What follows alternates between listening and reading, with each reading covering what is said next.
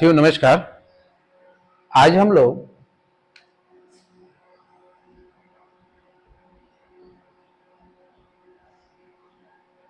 पुस्तकालय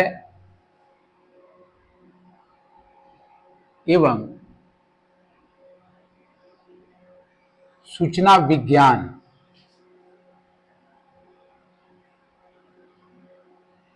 जिसको हम लोग LIS बोलते हैं, लाइब्रेरी एंड इंफॉर्मेशन साइंस के अंतर्गत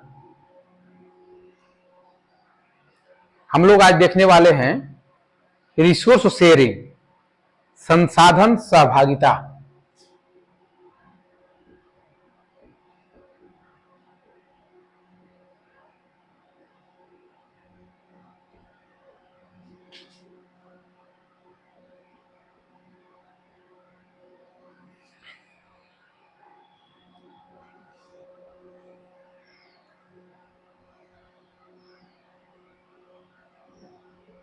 संसाधन सहभागिता, रिसोर्स शेयरिंग।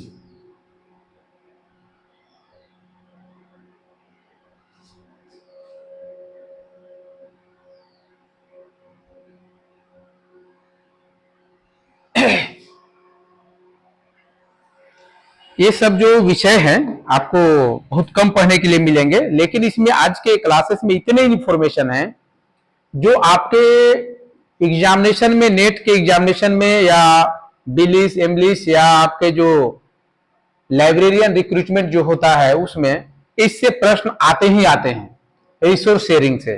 तो चलिए हम लोग आज देखते हैं रिसोर्स शेयरिंग।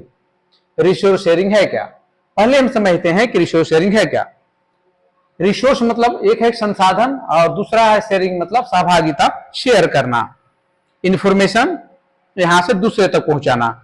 तो इसमें रिसोर्स क्या है, हमारे पास बहुत सारे ऐसे रिसोर्सेस हैं, चाहे सॉफ्ट हो या हार्ड कॉपी हो, उसके शेयरिंग ताकि अन्य ये सूचनाएं यहां से दूसरे जगह तक पहुंचे और सूचनाएं सही मात्रा में सही जगह पर पहुंचे, सही माध्यम से पहुंचे और अधिक से अधिक लोग इस सूचनाओं को ग्रहण कर सकें। इसलिए बहुत सारे नेटवर्क का प्रयोग हम लोग रिसर्च के दृष्टिकोण से, लाइब्रेरी के दृष्टिकोण से, सूचना शेयरिंग के दृष्टिकोण से करते आ रहे हैं। तो आज के संदर्भ में हम लोग यही देखने वाले हैं कि आखिर में संसाधन सहभागिता है क्या और इसमें कौन कौन से हमारे सॉफ्टवेयर या कौन कौन से इंस्टीट्यूशन या कौन कौन से नेटवर्क शामिल हैं। तो बहुत सारे नेटवर्क की हम लोग आज बात करने वाले हैं जो आपके काम के होंगे।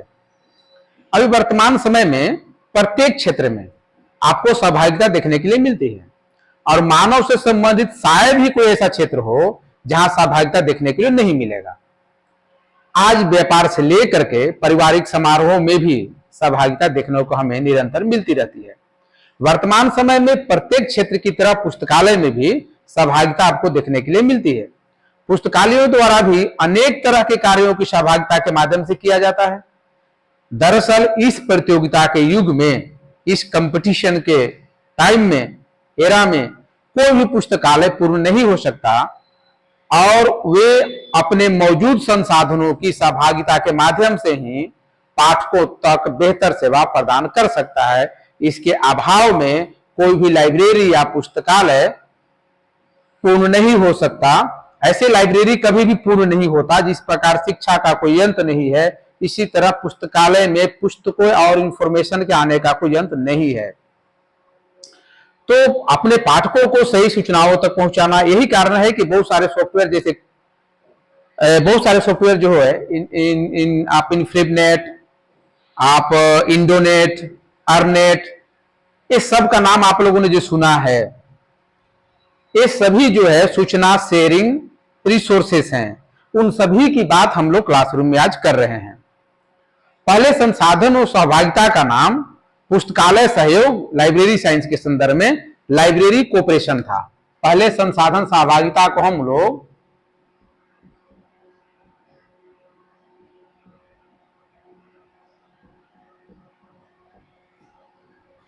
क्या बोलते थे, लाइब्रेरी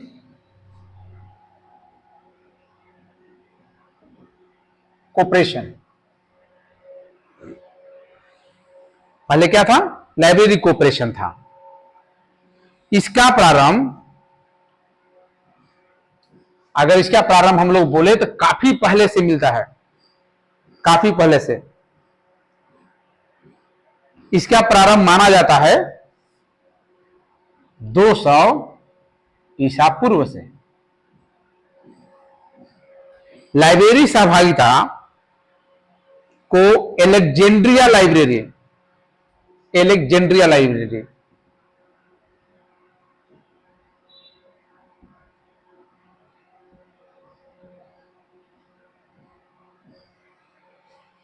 और परगमन ग्रंथालय लाइब्रेरी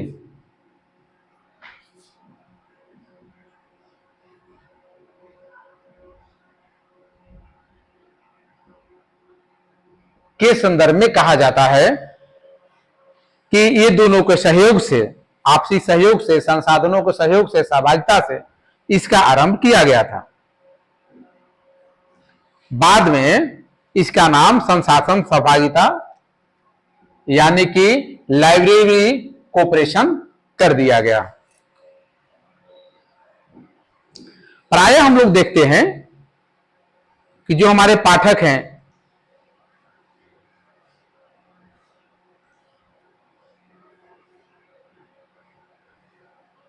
जो हमारे पाठक हैं वो अनेक प्रकार की कठिनाइयों का सामना पहले करते थे। अभी आप समझ सकते हैं कि जब अभी लाइब्रेरी की स्थिति है, लाइब्रेरियां कम है तो फिर उसमें संसाधन कम है। हायर एजुकेशन इंस्टीट्यूशन में लाइब्रेरियों की कमी है।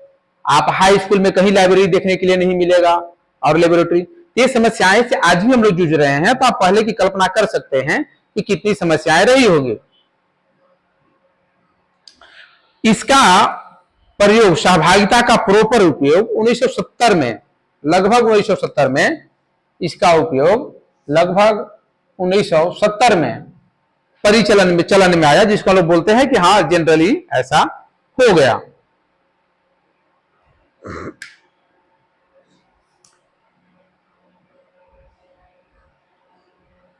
इसमें एक बात जो मिलती है, पुराने समय में बीमर एवं जिन दो और लाइब्रेरी थे, बीमर एंड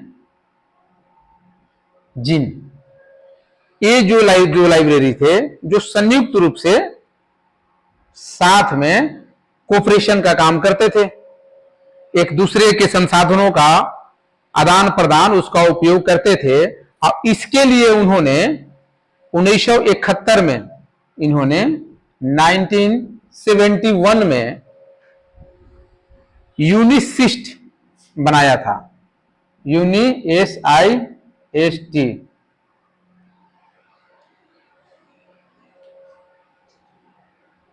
एक मिनट, इसको थोड़ा मैं क्लियर कर दूं, यूनिसिस्ट आखिर में है क्या।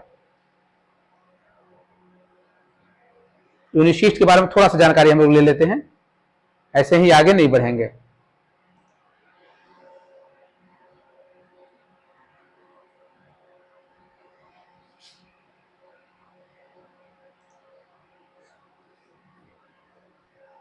यूनिसिस्ट का फुल फॉर्म देख लेते हैं।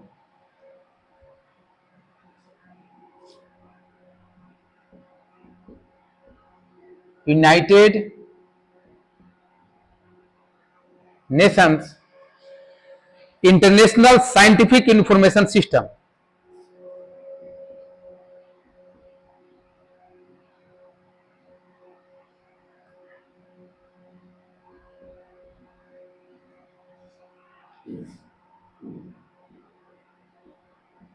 साइंटिफिक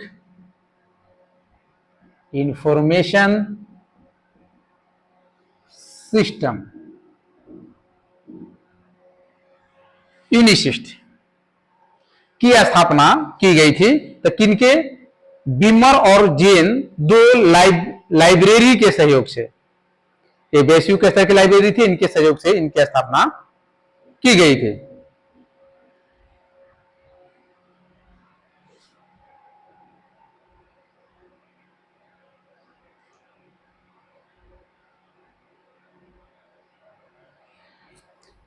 इसको माना था गया था लाइब्रेरी नेटवर्क।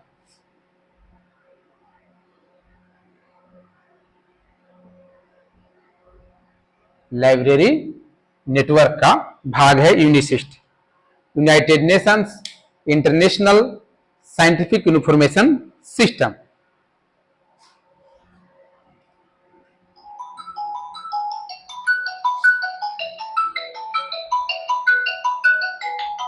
एक मिनट, एक अर्जेंट फोन है, थोड़ा इसको अटेंड कर लेते हैं, यूनिवर्सिटी से है। तो जब हम लोग पुस्तकालय नेटवर्क की बात करते हैं,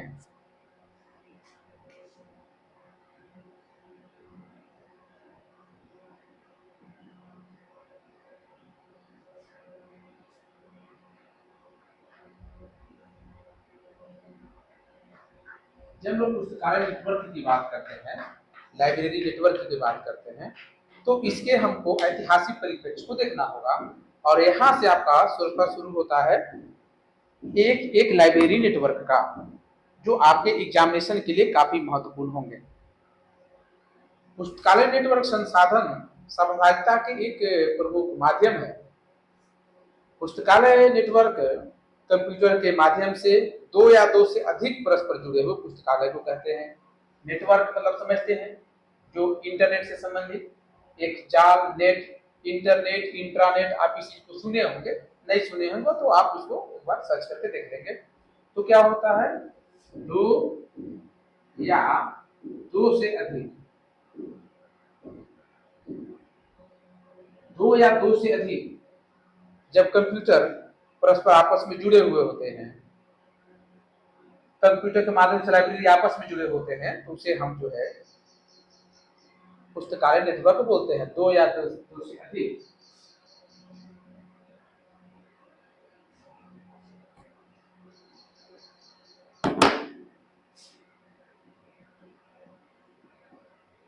पुस्तकालय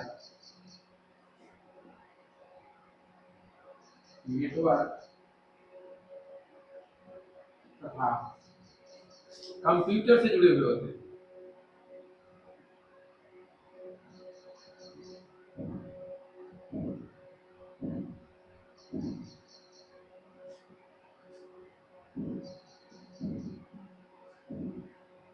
तो उसे हम लोग क्या बोलते हैं, पुस्तकालय नेटवर्क। दो पुस्तकालय या उससे अधिक पुस्तकालय, ये क्या करते हैं, ये पुस्तकालय आपस में इलेक्ट्रॉनिक सूचना का, इलेक्ट्रॉनिक सूचना का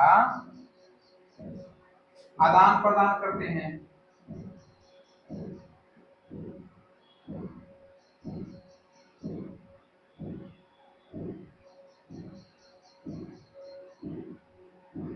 ये इलेक्ट्रॉनिक सूचना का आदान प्रदान करते हैं, इसके माध्यम से आपस में जुड़े हुए रहते हैं।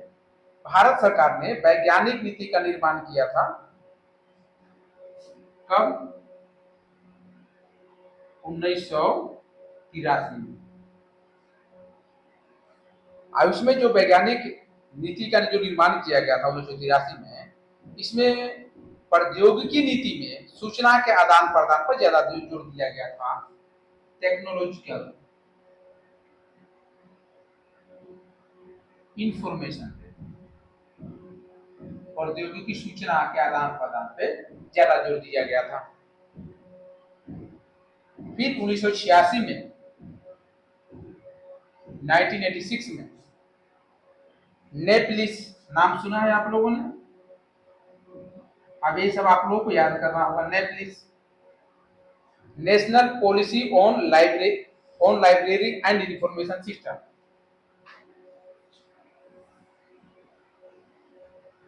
National policy on library and information system, library and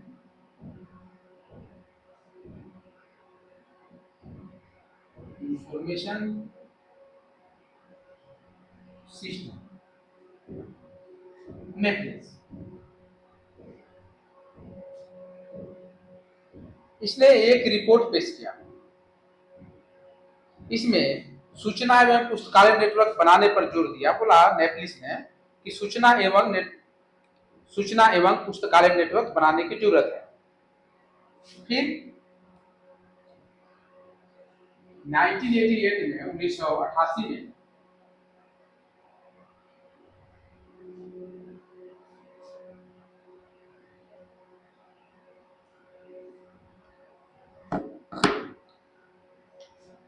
1988 में Indian international centre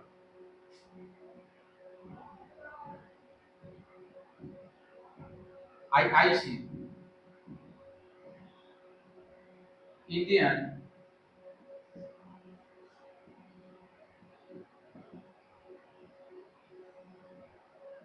international centre नई दिल्ली द्वारा संसाधन सहभागिता तथा नेटवर्किंग पर संसाधन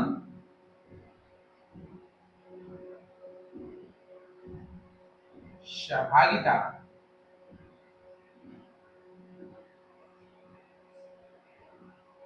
एवं नेटवर्किंग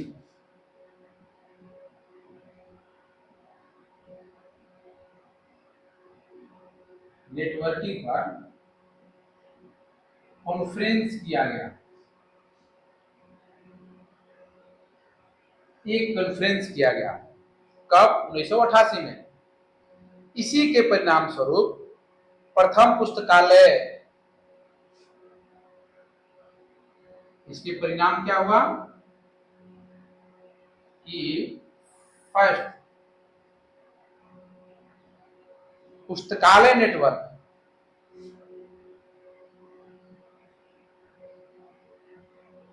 लाइब्रेरी नेटवर्क, जिसे डेलनेट बोलते हैं,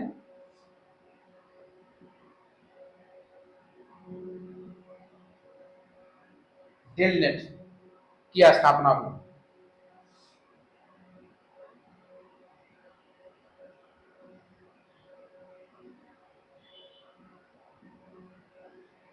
डेलनेट की स्थापना हुई 1988 में। जो कॉन्फ्रेंस किए गए उसी के परिणाम स्वरूप डेलनेट की स्थापना हुई।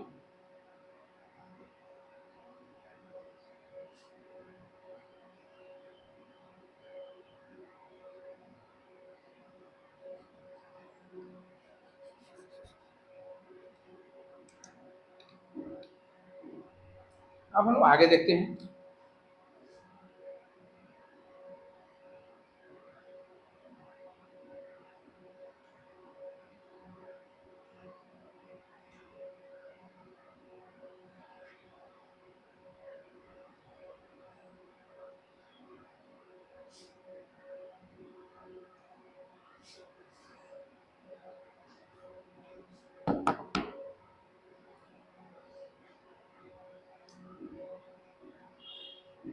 हम लोग देखते हैं इसके आवश्यकता एवं उद्देश्य के बारे में। पुस्तकालय संसाधन सहभागिता,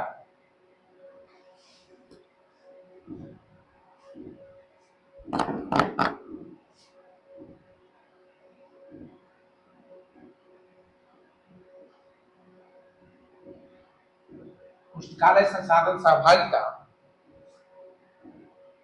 एवं नेटवर्क की आवश्यकता एवं उद्देश्य देखते हैं।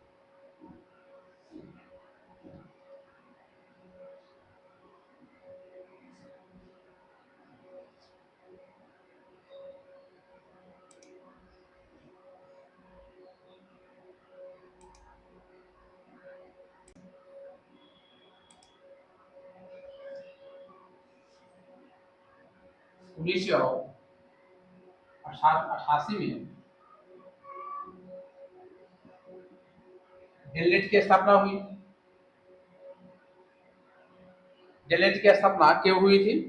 क्योंकि 1988 में एक घटना घटी, घटना नहीं, एक इवेंट हुआ इंडियन इंटरनेशनल सेंटर का, जिसने एक सेमिनार कराया, कॉन्फ्रेंस कराया और उसी में कहा कि हमें जो है एक संसाधन सहभागिता तथा नेटवर्किंग पर एक नेटवर्क की स्थापना करनी चाहिए और उसमें डिलनेट की स्थापना भी, इसको कहते हैं दिल्ली लाइब्रेरी नेटवर्क। प्रयास करें कि फुल फॉर्म भी देखते चले हम लोग, ताकि कभी एग्जाम में पूछे तो आपको ये सब याद होना चाहिए। दिल्ली लाइब्रेरी नेटवर्क, दिल्ली पुस्तकालय नेटवर्क, ऐसे इंग्लिश में ही चलेंगे, इंग्लिश में ही नाम है। तो जब ये नेटवर्क की स्थापना हुई, दिलनेट की स्थापना हुई, तो हुआ कि जो पुस्तकालय संसाधन सहभागिता है, इसके आवश्यकता एवं उद्देश्य पे चर्चा हो। तो आवश्यकता एवं उद्देश्य पे जब चर्चा हुई तो कुछ बातें ये निकल कर क्या कि इसकी आवश्यकता क्यों है।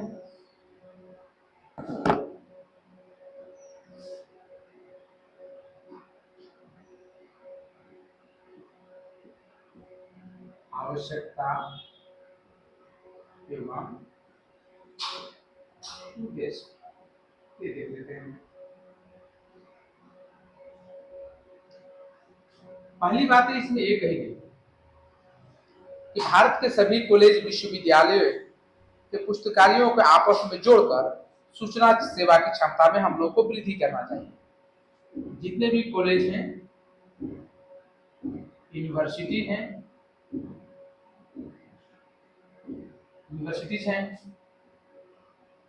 और जो भी संस्थान है, उनके जो भी पुस्तकालय हैं, इनको आपस में जोड़ना चाहिए।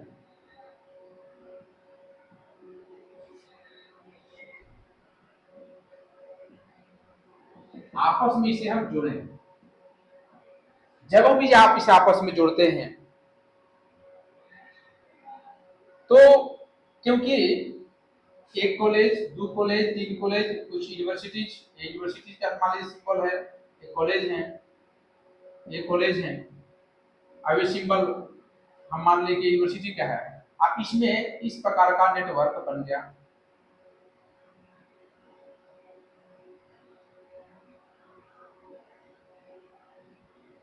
इस प्रकार का नेटवर्क बन गया। जब इस प्रकार का नेटवर्क बन गया तो जो सूचनाएं होंगी वो आपस में आसानी से शेयरिंग हो जाएंगी। पहले क्या था कि इंस्टीट्यूशन अलग अपना केवल लाइब्रेरी रखते थे, मैनुअल था, एक यूनिवर्सिटी अलग रखते थे, तो सूचनाएं शेयर कम होती थी। इसी का एक एग्जाम्पल्स है इनफिल्मनेट, जिसने शोध गंगा की शुरुआत की। अब वो शोध से संबंधित थीसिस को जमा रखता है अपने पास। इसका भी अधिकतर विश्वविद्यालयों और संस्थानों से, रिसर्च संस्थानों से तो रखता है। तो इसकी आवश्यकता इसलिए हुई कि आपस में जोड़ देंगे तो सूचनाओं का आदान प्रदान आसानी से हो जाएगा।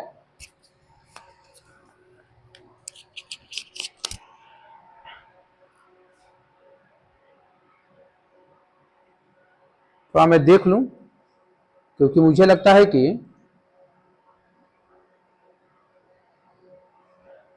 साउंड समस्या आ रही होगी।